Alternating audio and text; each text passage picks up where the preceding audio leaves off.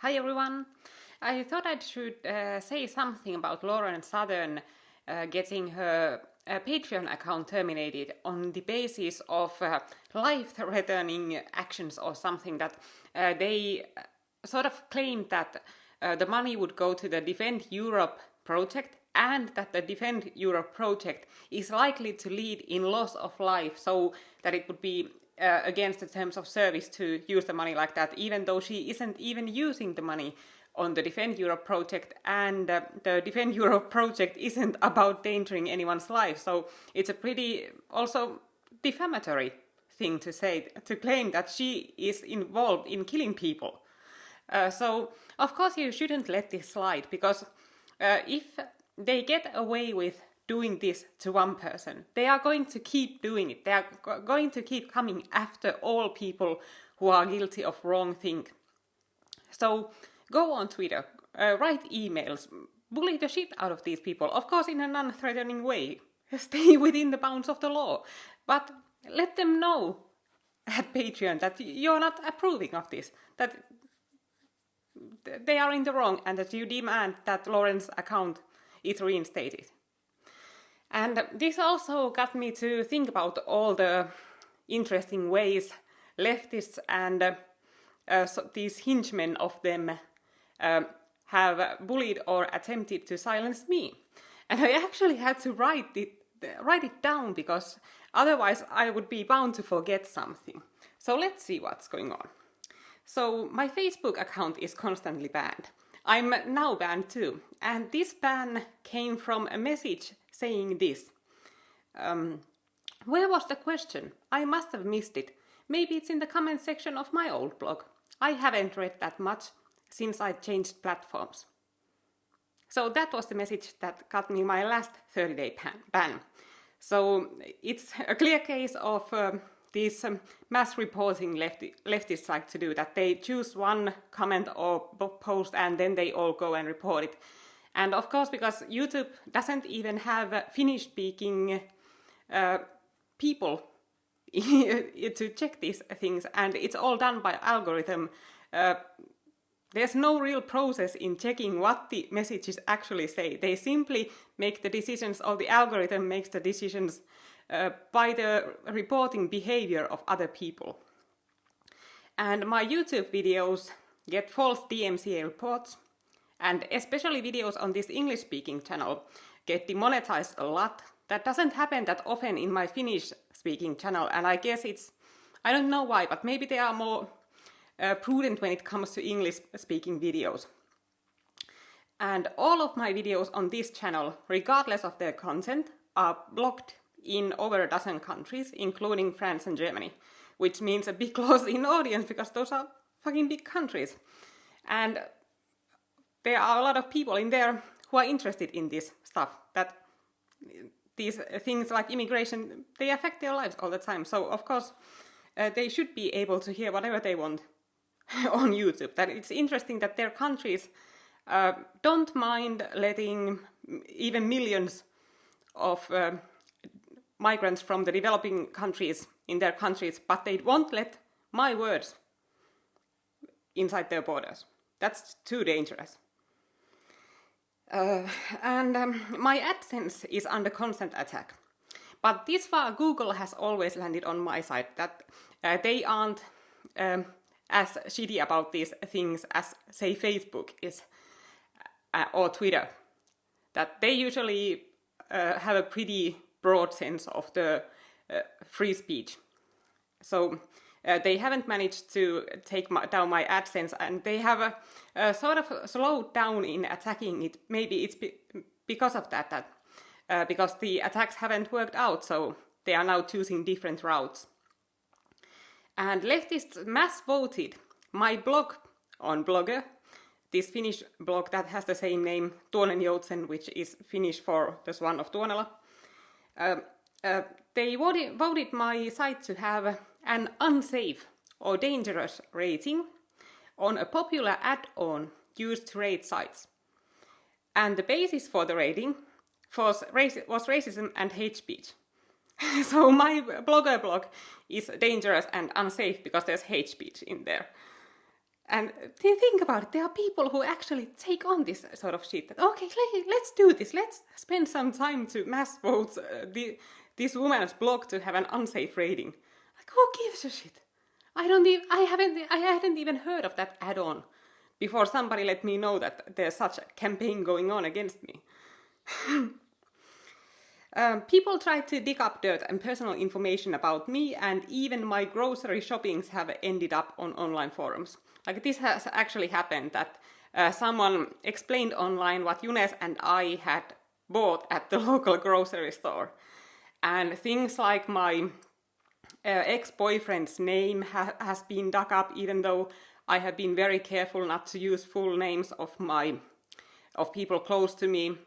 All my relationship stuff is watched very carefully, like especially when Younes and I started going out, there was basically this real-time follow-up on these mummy forums about our relationship. That, okay, Tina is at Younes' apartment again. Has she moved in? Maybe she's pregnant. And this stalking isn't a part of the harassment most of the times. Most of the times it's just people who don't really have their own lives, and they just gossip. But there are these people who are more malevolent, that they are trying to dig up dirt, and they are trying to even spread lies or pass rumors off as truths to smear me. And we have a secret address, which is completely normal for people in our situation. Of course, we don't want hate mail. We don't want our mailboxes to be trashed. We don't want our neighbors to get harassed because we live here. So, yeah, only or maybe a dozen people, our closest friends and my mom, basically know where we live. And my boyfriend gets violent threats. So it's pretty common that in the comment section of his blog there are these, okay, we are coming to beat you up when you are there, and blah, blah, blah. And they never, of course, go through with it. It's all empty talk, but it's a part of this bullying campaign that they try to silence people with intimidation. And there was a very interesting case a bit over a week ago, maybe. A police officer from Salo, a city in Finland, called Younes and told him to take down some posts in a Facebook group he has never been a member of. And when Younes said, I cannot take down those posts because I'm not a member in that group, I'm under a Facebook ban and I have never written anything in that group, so the post you are talking about cannot exist. Then the cop started intimidating him and tried to threaten him with interrogations down at the station. And the cop refused to give his name, even though the law says that he must give his name when asked. He says, no, I'm not going to give you my name because you have that sort of an attitude and I don't want to end up on YouTube. Because we often upload these police calls and everything on YouTube because people have the right to know. That's interesting shit. So of course we upload it to YouTube. And then we upload it to call on YouTube, of course. And we uploaded it under the name some fake cop called us and put the date there. But then we got information that it's not a fake cop. We thought that it was somebody messing with us. But then we got an information from Salo, from a person knowing that cop, and he said, I recognize his voice, I know who that is. So now we know that he's actually a real cop. So it'll be interesting to ask the station about this. Ask his superior, okay, why is a cop under you making anonymous threat calls? It'll be very interesting. And of course, the call will be uploaded on Younes' channel. And let's see. And we haven't heard of that cop since, even though Younes, of course, didn't take down any posts because those posts didn't exist. So it sort of proved that it was just a lame attempt at trying to intimidate him. And on last Independence Day, on 6th of December, I took part in the biggest nationalist event of the year, which is the torch procession. And we had a couple of thousand people in there. And I was marching in the very front of the procession. I was like in the third row or something. And an Antifa loser tried to run through the police lines. There were a lot of cops there because they anticipated that the Antifa would try to attack us. And he managed to break through the police lines because he caught them by surprise because he was moving alone. Usually they move around in big groups, so cops see them from far. But this guy got up close and he tried to throw a dirty diaper at me. And even though he got very close to me, like a few meters away, he still missed the fucking loser. And the last I saw him was him wrestling some police officers on the street. And I get stalked by some very dedicated, single-minded leftists. One of them has a blog dedicated to attempts at smearing my boyfriend and I. And this man has even admitted that his campaign is a sign of intellectual surrender, that he's not out to compete with me in ideas, he's just out to silence me because my blog and videos are too popular, so he cannot compete with them in popularity. So that's the sort of people who stalk me.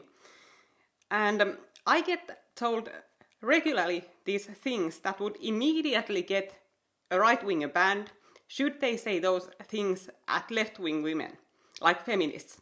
Imagine if, say, Sargon of Akkad would go on Twitter and call some feminist, or say these things about the feminist.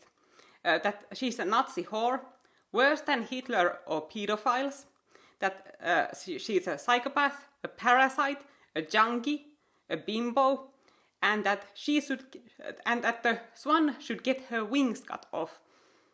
Imagine if those things were told to a feminist. Like, there would be such victim bugs and immediate bans to anyone saying those things. But leftists, they say those completely casually, all the time. And there are currently 3 police investigations I'm under, and they are all about defamation. In one case, a fat leftist cow asked me my opinion of her when she was taking part in a pro-migrant rally. I told her that she's an idiot and a traitor, and she filed a police report about me. In another case, I told unpleasant but very well-sourced facts about a man killed after being assaulted by a neo-Nazi. The man's family tried to paint him to be a quiet poem boy, but the court records prove he was a drug addict and a petty criminal. The same facts I told were later shared also on several mainstream media sites and newspapers. The victim's sister hasn't filed a complaint against them, just me. And it's of course because I'm a Nazi, so I must be silenced. My boyfriend is also under several investigations about inciting hatred against a minority and defamation, even though he is a Moroccan-born minority himself. One is a case in which he subtitled a rally speech and posted it online. Other is about a sign he was holding to troll a leftist rally. The sign said sarcastic things like, "Muhammad was the first feminist," and "Baghdad is almost as dangerous as Malmö." So, the police are actually investigating that. And I have a video in which I explain the sign case and the subtitling case more thoroughly. And of course, this is all a sort of a tiring strategy. That they keep pulling this stuff, they keep trying to attack at all fronts, they make these phony police reports even though they know that they most likely will never end up on court because no prosecutor will touch such silly cases. But they hope to tire us out. That at some point we say, okay, I'm sick of this. I'm sick of going to interrogations. I'm sick of my Facebook account being constantly banned. I'm sick of my videos being taken down. I'm sick of all of this. And that then we'll just shut up. But of course that's not what we should do. Just fight harder. Because when they start fighting you that hard, it means that they are really scared of you. So you're winning already. Just fight back hard. Thank you for listening and bye.